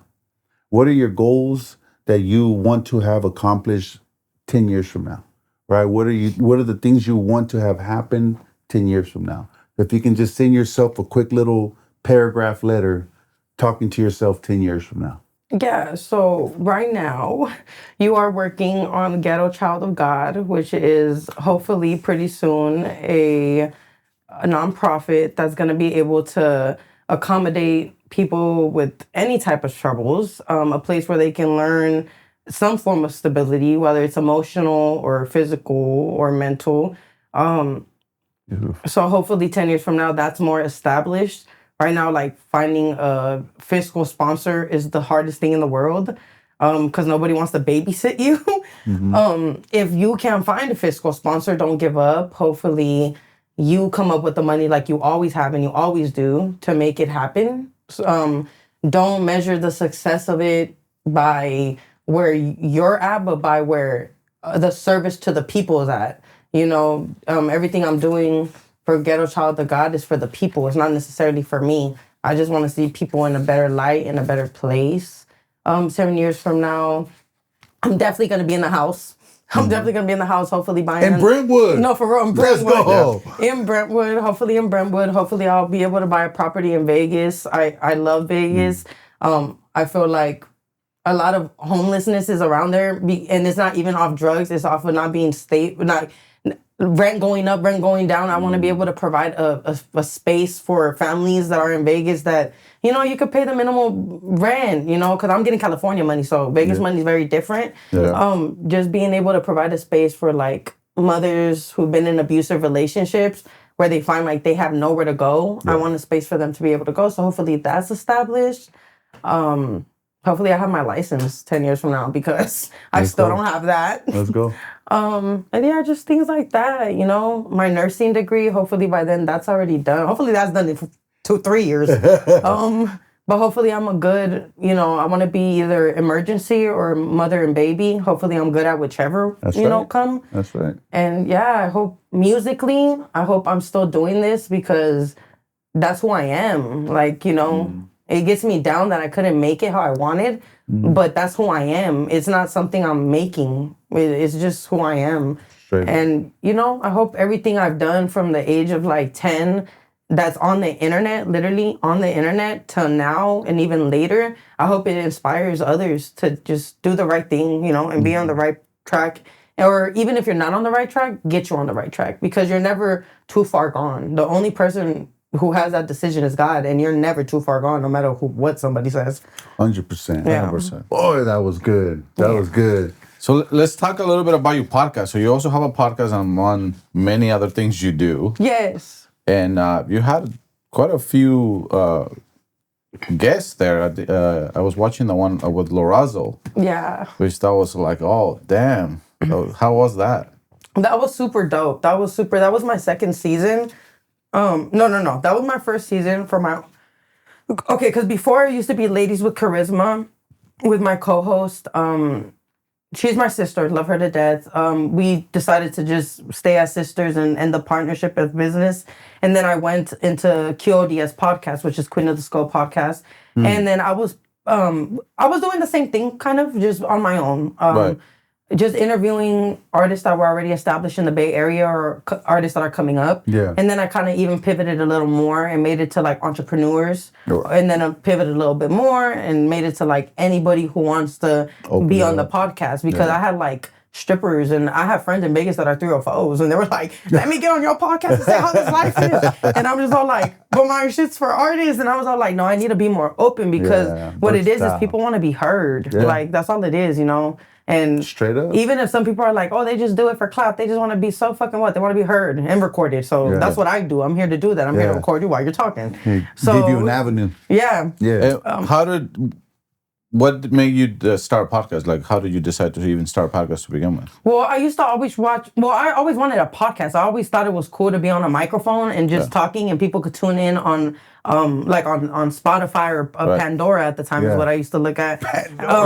But I thought that was a cool concept, but I never like, as an artist, that's a whole different field. Right. So I was like, I don't want to do that right now. But then I started watching Ellen, and I used to say like, man, I want to be the hood Ellen. And I'm like, that'd be so fun to be the hood Ellen. Like, I bring artists to perform.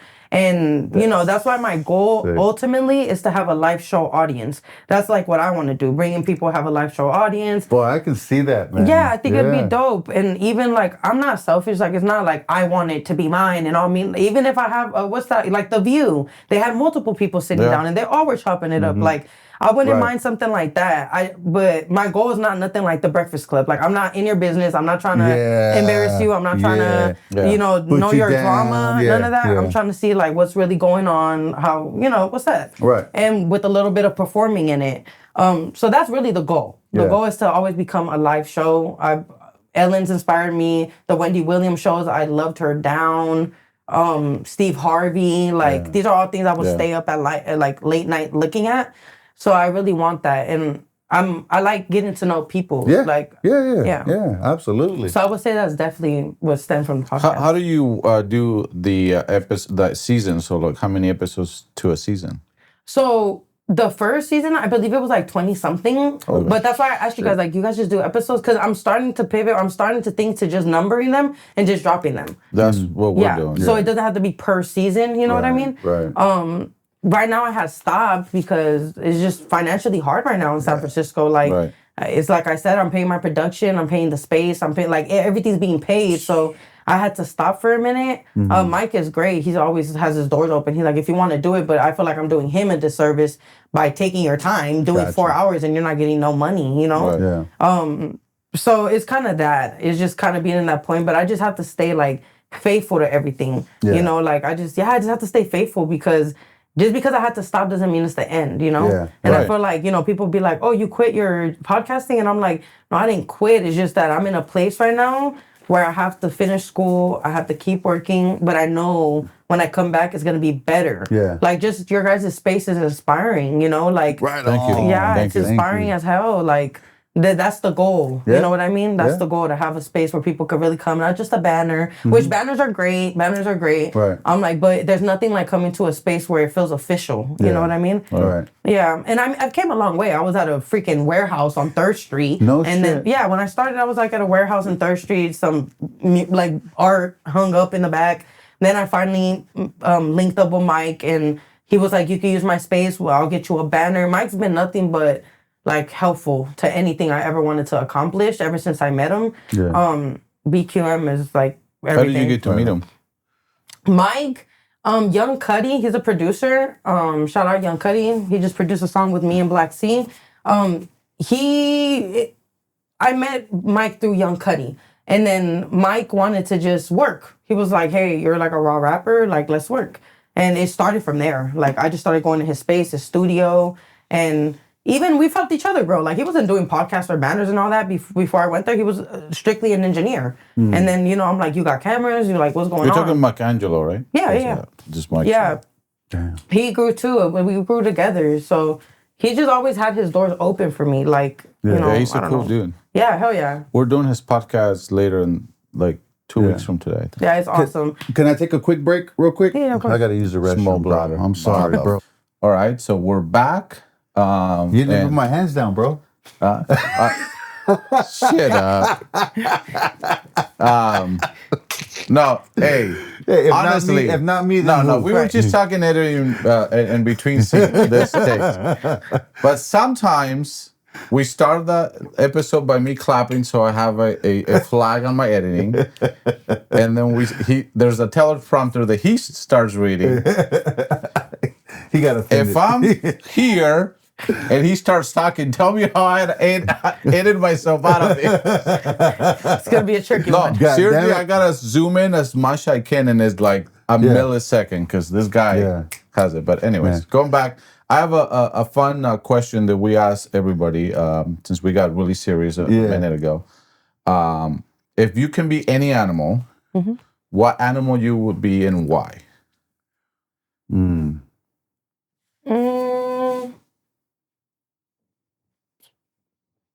I'm stuck between two. Like, I want to be something that flies for some reason, just because, like, I've always wanted to fly.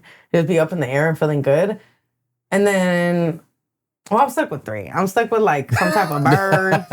Some type of bird or something. Like, something that can fly. Most artists are the same way. I think a seal is so cute. Like, they're so cute. They just go up for air. They really don't need air. They be underwater. I love being at the beach. I love being in the water, pool, anything water. I love being in water. And yeah, they know how to really survive like a really hardship. That's cold as ice. And something maybe in the jungle, something vicious, like something that doesn't get killed as often. Panther? Yeah. Oh, a panther? Damn, I haven't seen a panther in a long time. I didn't even know they still exist. Jaguar. Yeah, jaguar too. So something like that, like a bird, a seal, and a panther. If you could have any superpower in this world, what would it be and why? To multiply myself, to get a lot of things done faster. That's for a sure. new one, bro. For sure. That's If a I new could be one. doing different things at the same time, I would be so successful. Yeah, that's a great one. Yeah. I forgot Hell yeah, about. Yeah, bro. that's a great one. Yeah. I'm gonna pick that one when I get asked. If you won $100 million, what are the first three things you do with your money? I would buy probably 5 acres of land. I don't even know how much that is. That's not all of the money, right? No. What? That ain't No. shit. If you get Okay, 100 cool. million, girl. Okay, probably, yeah, do that. I would get Ghetto Child of God super established. Like, super established.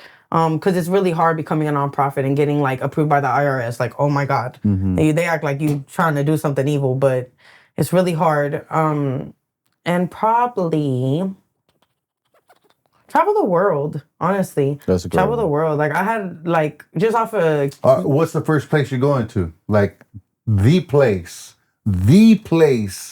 that comes to you like, man, Dream vacation. that's where I want to go and not do a damn thing.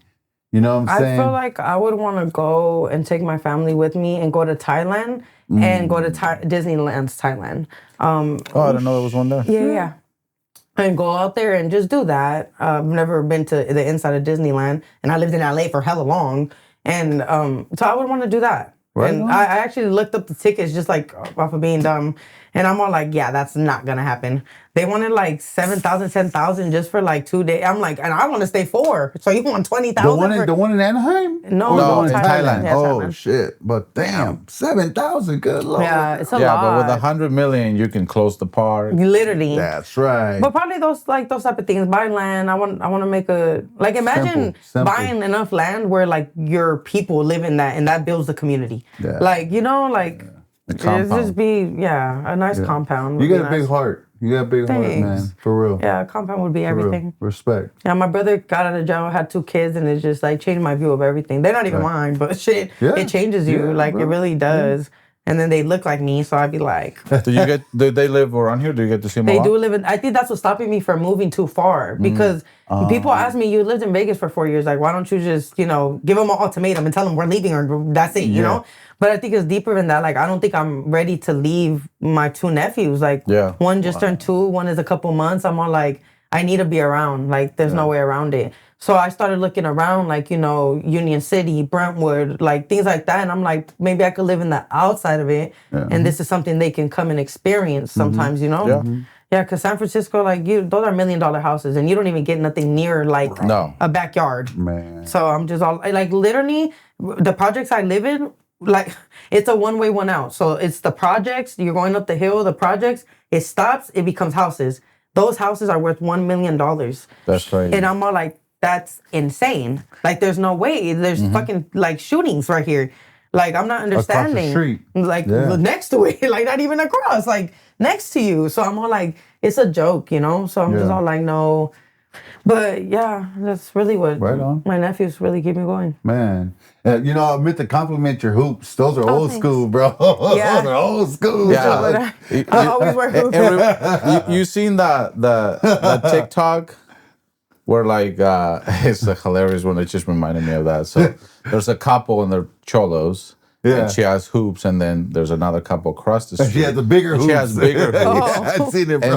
And the other one's feeling bad, and then there's a third one, and this girl's hoops are so big it's on wheels. Yeah. I haven't seen that one. It was hilarious. Yeah, I love big hoops. I feel like they're part of like. Yeah. If one thing I can remember, like I wasn't allowed to wear makeup. I wasn't allowed to get my nails done. Oh, no. But girl, I was allowed to go to 99-cent store and buy a Get dollar the hoops. Get the So hoops. I feel like My Yeah. mom always had the hoops with the whatever with you- the soup with the yeah, bangs. whatever you call it. Yeah, Veins.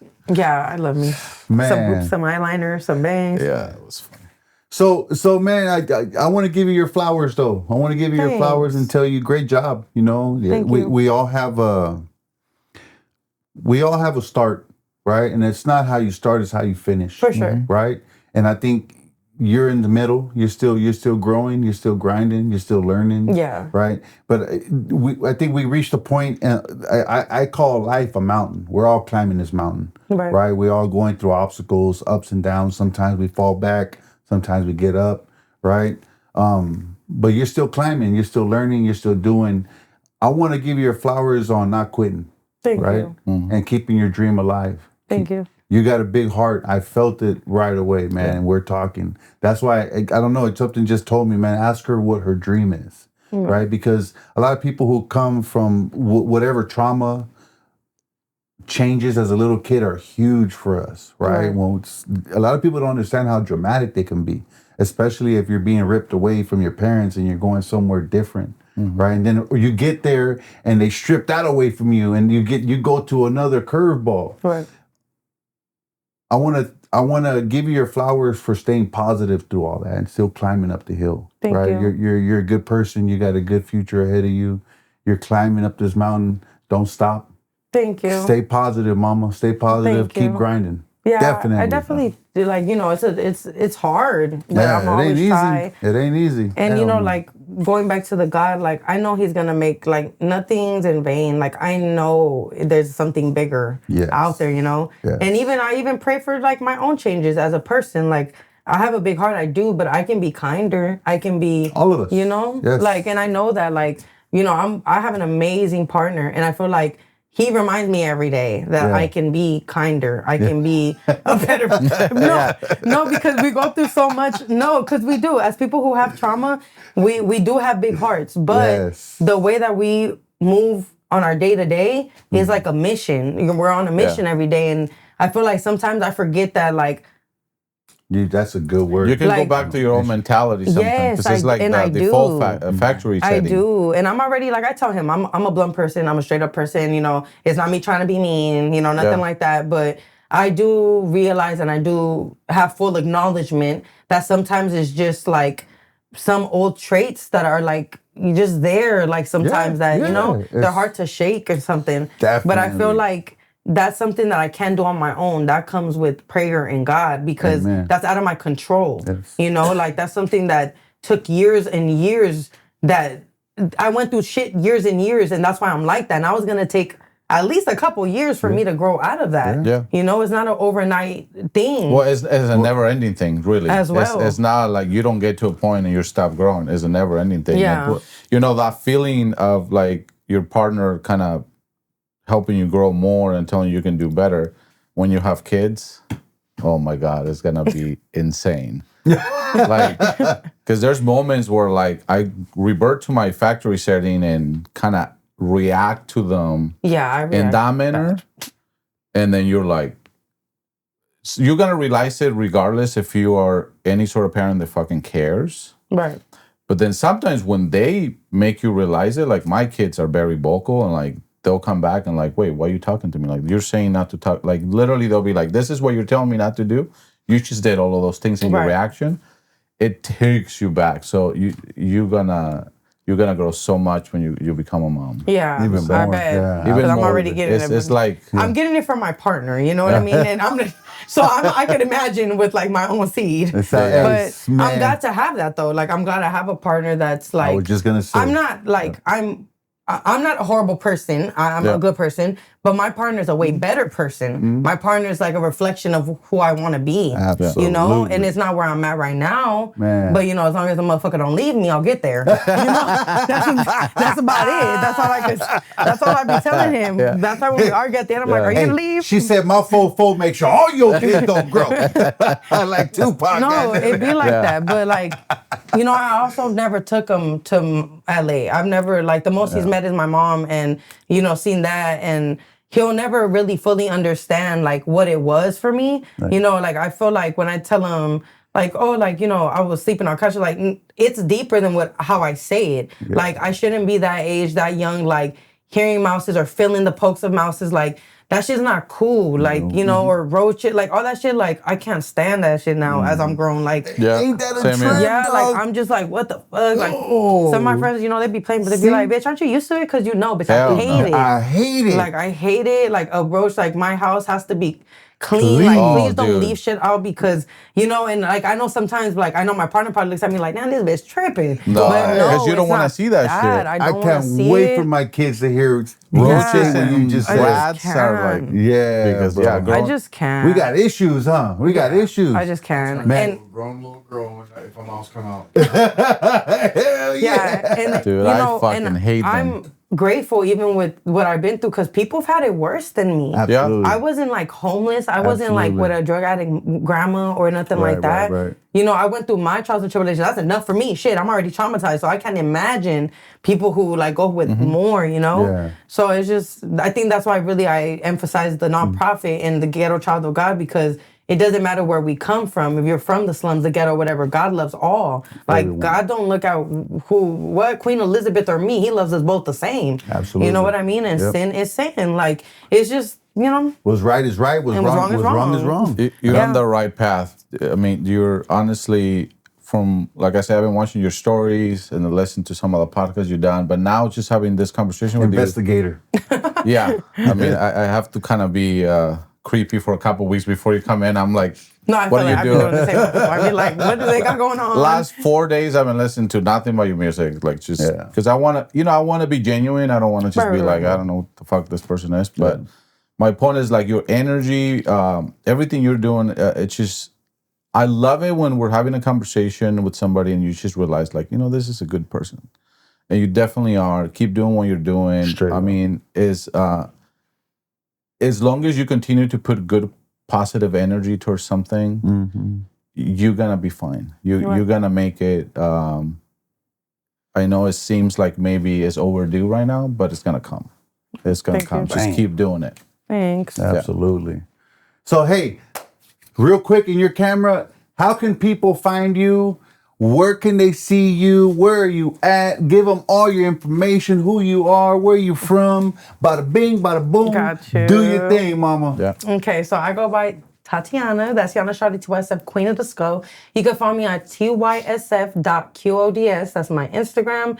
You can find me on TYSF Vivo on YouTube. You can find me on TYSF415 on TikTok. Make sure you follow QODS Podcast on Instagram. And just honestly, if you honestly look up Tatiana Martinez or look up Daciana Shawty or TYSF or Queen of the Skull, I pop up automatically. So just either that or Tucson Youth Football, one of the two. But we do.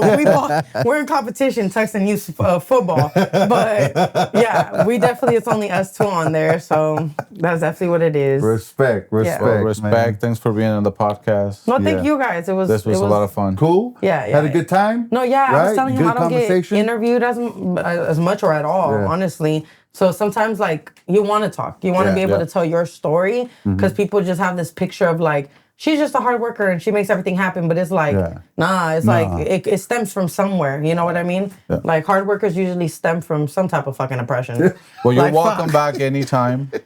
Thank you. If you want to promote something, you're welcome back anytime. Or if you just want to jump on a live with us or whatever.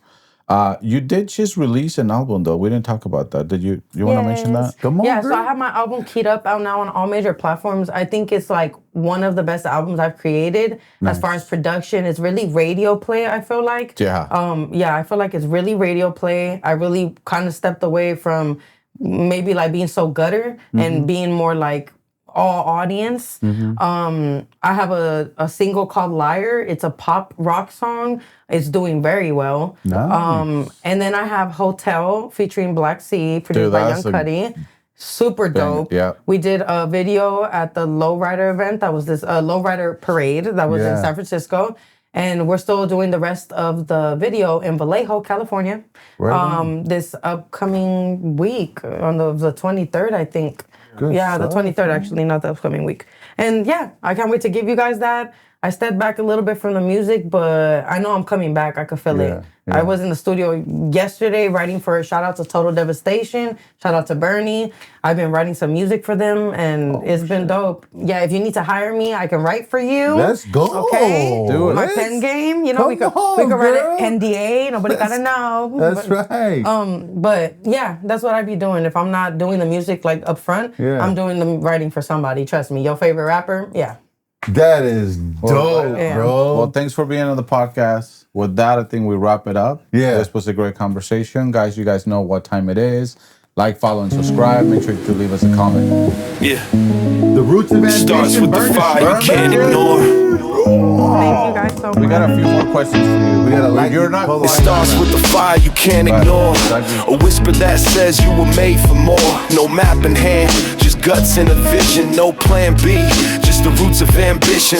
We left the harbor, no lifeline, no crutch, just hustling our hands in a dream to clutch. Fear in the mirror, but we faced it loud, cause fortune only favors the ones who bow out proud. Burn the ships, no turning around, put our backs to the edge and our feet on the ground. We talk about the climb, the grit and the scars, the roots run deep and the dreams reach far.